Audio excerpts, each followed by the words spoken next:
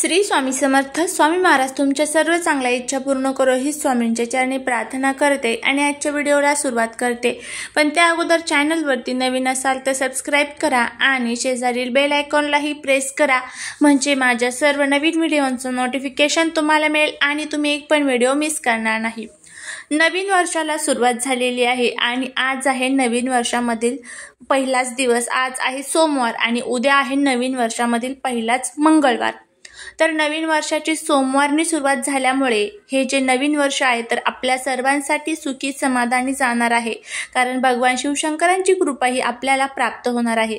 मंगळवार जो दिवस असतो तर तो आपल्या कुलदेवीला प्रसन्न करून घेण्याचा दिवस असतो. मंगळवारी आपण आपल्या कुलदेवीची सेवा करायला पाहिजे. आपली कुलदेवी आपल्या कुलाचं रक्षण करत असते, आपल्या कुलाचं संरक्षण करण्याचं काम आपली कुलदेवी करत असते. त्यामुळे महिन्यातील एक दिवस आपण तिच्या नावाने तिच्यासाठी काही उपाय करायला पाहिजे, काही सेवा करायला पाहिजे. आता अशी सुद्धा काही घरं असतात, त्या घरांमध्ये त्यांना त्यांची कुलदेवी कोणती आहे हे सुद्धा माहीत नसतं. त्यामुळे तुम्हाला सुद्धा तुमची कुलदेवी माहीत नसेल तर माहीत करून घ्या, कारण याचे दोष सुद्धा आपल्याला लागत असतात. कारण तिचा वर्षातून एकदा तरी आपल्याकडनं कुलाचार हा झालाच पाहिजे. तिच्या मूळ स्थानावरती जाऊन आपल्याकडनं वर्षातून एकदा तिचं ओटीभरण हे झालंच पाहिजे, कारण ती आपल्या कुलासाठी खूप महत्त्वाची असते. तर आपल्या कुलदेवीसाठी आपल्याला उद्या एक दिवा लावायचा आहे, जेणेकरून आपली कुलदेवी आपल्यावरती प्रसन्न होईल आणि वर्षभर आर्थिक भरभराट होईल, आपल्या घराची, मुलांची, पतीची प्रगती होईल.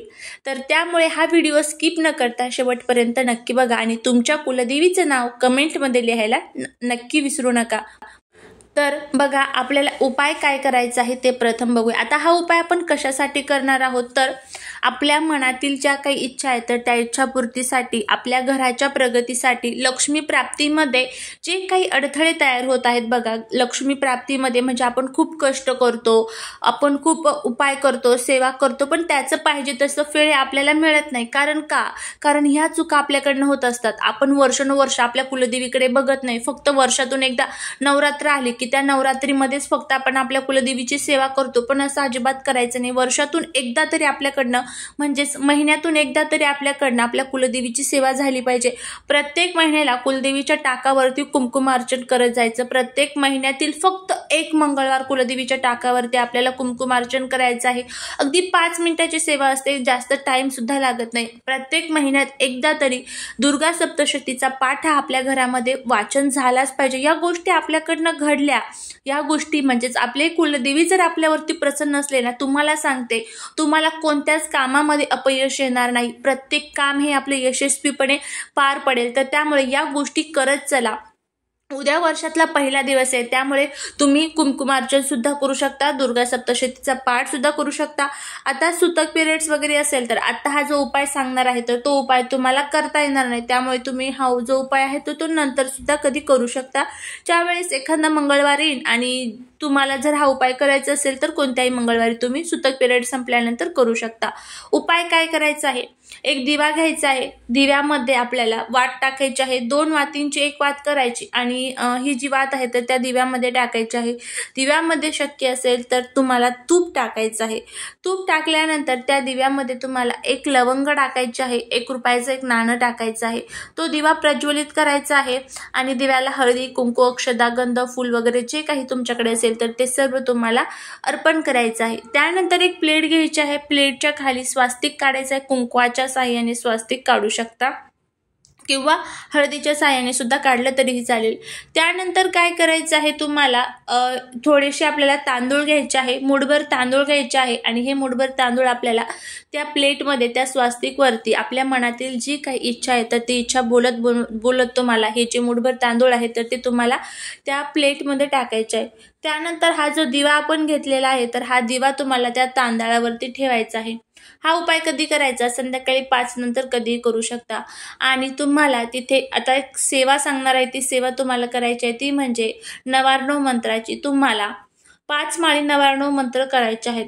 ओम ऐं ह्रीं क्लीं चामुंडाय विच्चे या मंत्राचा तुम्हाला जप करायचा आहे. 5 माळी म्हणजे बघा, 1 माळीमध्ये 108 मणी असतात, तर अशा तुम्हाला 5 माळी तुम्हाला नवार्णव मंत्राचा जप करायचा आहे. आणि कुलदेवीला प्रार्थना करायची आहे की हा दिवा मी तुझ्यासाठी लावलेला आहे, माझ्या जीवनावरती, माझ्या सर्व जे काही माझं घर आहे, तर माझ्या घरावरती तुझा कृपा आशीर्वाद असू दे, तुझा वरदहस्त असू दे. तर अशी आपल्याला आपल्या आई भगवतीला, आपल्या कुलदेवीला प्रार्थना करायची आहे. आणि त्यानंतर हा जो दिवा आहे, तर हा दिवा तिथे तुम्हाला जळून द्यायचा आहे. 5 माळी नाही शक्य तर 1 माळ करा, किंवा माळ हातात नाही घेतली, फक्त डोळे बंद करून अगदी 5 मिनिटं मन एकाग्र करून तुम्ही ओम आम रीम क्लीम चामुंडाय विच्चे या मंत्राचा जप करत राहायचा आहे. त्यानंतर दिवा भिजल्यानंतर त्यातला जो 1 रुपया आहे, आज उद्या किंवा परवा दिवा भिजेल त्यानंतर तुम्ही उद्या पण तो काढून घेऊ शकता किंवा परवा 1 रुपया जो आहे तो काढून घ्यायचा आहे, स्वच्छ करायचा आहे आणि तुम्हाला तो 1 रुपया तुमच्या पर्समध्ये, पॉकेटमध्ये ठेवायचा आहे. आणि त्यानंतर दिव्यातलं जे बाकीचे साहित्य आहे तर ते तुम्हाला निर्मल्यात टाकायचं आहे. आणि दिव्याच्या खाली जे तांदूळ ठेवले आहेत तर ते दुसऱ्या दिवशी, म्हणजे आता मंगळवार संपल्यानंतर दुसरा दिवस बुधवारी तुम्हाला सकाळी ते तांदूळ पक्ष्यांना खायला घालायचे आहे. आणि पक्ष्यांना खायला घालत असताना तुम्हाला तुमच्या मनातली जी काही इच्छा आहे तर ती इच्छा तुम्हाला तिथे व्यक्त करायची आहे.